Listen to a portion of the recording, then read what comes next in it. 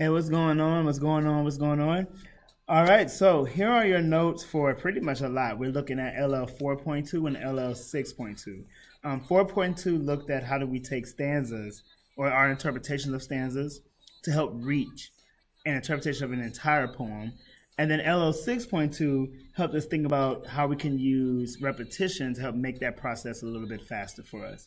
And so I'm going to be doing two things. Obviously, the first is I'm going to be interpreting stanzas to get us to that point, because that is one major step of getting to the whole poem interpretation. Then from there, showing the process to get to commonalities, from the commonalities, showing the process to reach a final interpretation for the entire poem. I'm also thinking about repetition. All right. So I did June Jordan's "The World Is Not a Pleasant Place to Be." Very short, straight to the point. We did this in class today, and so I'm going to walk through this so you kind of just know what this should look like. All right. So as we know, when we think about stanzas, we always want to think about the title, and the title gives us a sense of what the focus should be. So in this case, the world is not a pleasant place to be. I know that I'm talking about a world that probably isn't nice, a world that may have a lot of dangers. Or I can think about in terms of things that would make the world or make life or make a place not livable. And so that's going to be in my mind. What are things? So what things make life, quote, unlivable? And I think that's going to help me really think about the rest of this poem. So how this first terror said, the world is not a pleasant place to be without someone to hold or be held by. Today in class, a few people brought up a lot of ideas, and we kind of went away with that this first interpretation, I think about the subject, like who or what are we talking about? We are talking about the world, or we can literally say people, because we know people make up the world. And what's being said about the people of the world is that it's not pleasant or it's not livable. If I'm thinking about my focus from the title, the world isn't livable if I don't have someone to hold me. And people thought, oh, I feel like they're talking about people who are lonely, and so the world isn't. So the world isn't livable. The world isn't happy if I don't have someone there to keep me company. And so people need others. And as one chorus said, to make life feel complete.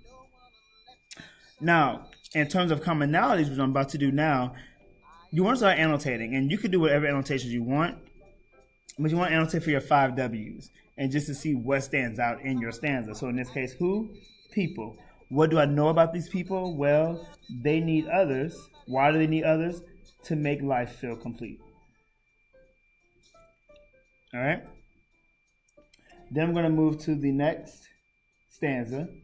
So a river would stop its flow if only a stream were there to receive it. And so here we start having a conversation about, and keep in mind, just kind of pull back. Sometimes the best thing to do is think about, if I have a poem that isn't a haiku that's using nature, more than likely we're thinking about metaphors. We're thinking about some kind of figurative language. This nature isn't really nature. We can then think about how it applies to actually people. And so in this case, a person would stop its flow, but a flow of what? If only another person were there to receive whatever the first person was giving. And so a lot of people start thinking about love. And then from there, someone thought about purpose, meaning that, we all have a purpose, and sometimes our purpose is to be there for other people, to support other people. So we ended up with people need the support of another to have purpose. And the same thing, let's annotate who, people. What about these people? They need support of another. Why? To have purpose. You with me? I hope you're with me. If not, of course, you can always stop, rewind, start back, pause it, talk about it, think about it with someone else. All right, we are now moving to the Second tercet, in this case, an ocean would never laugh if clouds weren't there to kiss her tears. Of course, again, I'm not talking about oceans, I'm not talking about clouds, if you think about a person. So a person would never laugh if there wasn't another person there to kiss her tears. So someone started thinking about burden, pain, issues. And so from here, we decided to say, and in another chord, they brought up emotional bonds or emotional support. And so people need emotional support to be happy. So people need emotional support to be happy.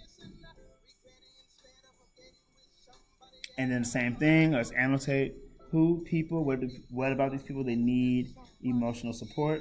Why? To be happy. And then lastly, now here, LL4.2 talks about repetition. And so in this case, this is repetition. It repeats in the beginning and it repeats again in the end. And so when you think about repetition, we're thinking about at least twice. And if it is only twice, sometimes it's very strategic. You're going to see it in the beginning and end. Somebody tells you, I want you to start with this so you know that here's what I'm leading with. And I may end with it so you know this is what I want you to make sure you take away. And then try to figure out what's in the middle. How do I then make sense of all the stanzas in between those two repeated phrases to kind of like add to the overall message or meaning of the poem. And so in this case, this should be exactly the same as the first one. So the world is not a pleasant place to be without someone. Yes, it still sounds like people need others to make life feel complete. And so I'm going to just draw an arrow here and say it's the exact same thing. Okay? So the first part of getting the poem interpretation is breaking down your stanzas first. So at this point, I don't even need this anymore. I am now here. So now, cover that up. I want to figure out what things are in common. Because whatever's in common, that's going to tell me these are the things I need in my actual interpretation. So for example, I know that every single one of these says people. So people will be in my interpretation. I noticed that the first stanza and the second stanza talk about needing others.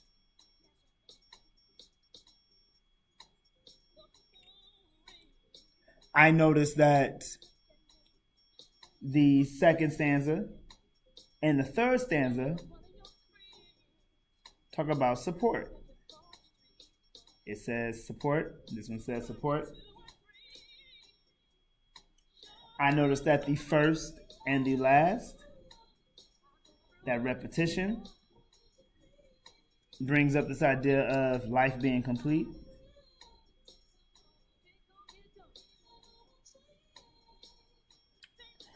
And then there's always something that may not repeat, but you like, I think it's really important. In this case, it's like, what is something that we definitely need to talk about? And a lot of people brought up, like, I think the idea of like having a purpose was important. It didn't repeat. It wasn't like throughout, but it is very powerful to think about a person being somewhere, needing to be somewhere. So now we're at our commonalities. Once I do this, I then want to do a 3-column fold. And so we take a sheet, you're going to fold from the top to almost towards the bottom, and then fold back like an envelope. You kind of have that, and then open that on up. Kind of looks like a brochure. The first one is called literal. And literal means literally, I am going to use my commonalities and start to make the interpretation. This is your interpretation. And keep in mind at this point, I don't even need this anymore. This is all I need. So the meaning of this poem has something to do with people needing others, support, life being complete, and having purpose. But remember, repetition is going to help us too. And so I will always start with that. And so the repetition had to do with life being complete.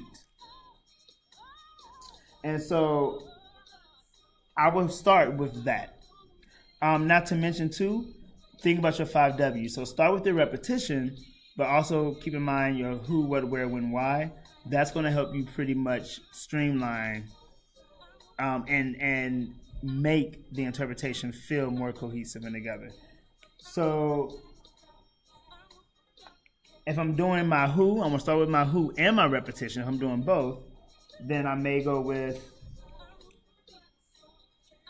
maybe a person's. So maybe a person's life can't be complete. And as I kind of go through this, I'm trying to fold this back to the part that I need. I'm going to start crossing out what I'm using. So I already used something about people because I said person, life being complete. I did that.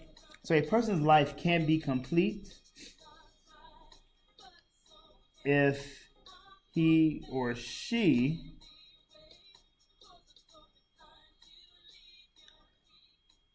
doesn't have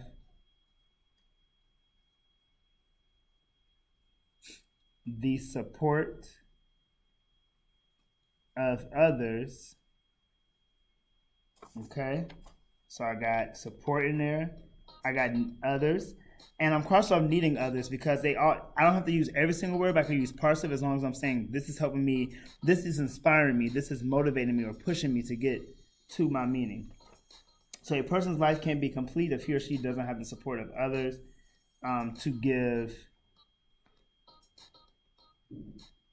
him/her purpose. Cross purpose out now because I just used that. And there's my literal, using exactly what I have here, literally taking it, putting them together, trying to find a way. And this could be worded in so many different ways. This could also be people need the support of others in order for their lives to feel complete and have purpose. That can be another way of saying it. And so there's many ways of kind of thinking about it. From the literal now, I don't even need this anymore, so I'm done with this. I then move to revision 1. Revision 1 is going to rewrite this, but I'm going to try to make it general if I can, if it's not already general. I'm going to think about repetition if I haven't done so yet, so R.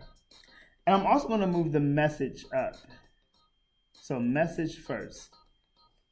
And the message is pretty much that repetition, so put that repetition first.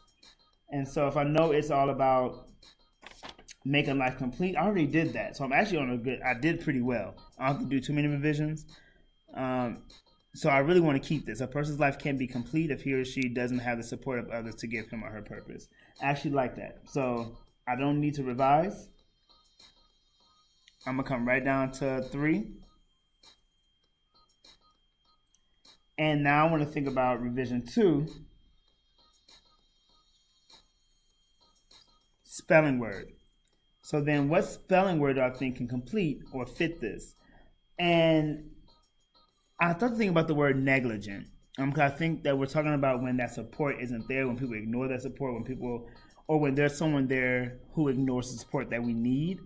Those things can impact me feeling complete, impact the person feeling complete. So maybe a person's life can't be complete if support from others is negligent, or a person's life can't have purpose or feel complete if the support of others is neglected. Like, okay, so I feel like so a person's life can't have purpose or feel complete if he or she doesn't have, or if he or she, neglects the support of others. I think I said it differently, but I'll keep that. At least I have my spelling word in here. It starts with the message. And so this now becomes my final interpretation. And that's pretty much how you would go about completing this task. That's what it looks like to break it all the way down to reach a final meaning of the poem. All right, and now you're going to see your notes.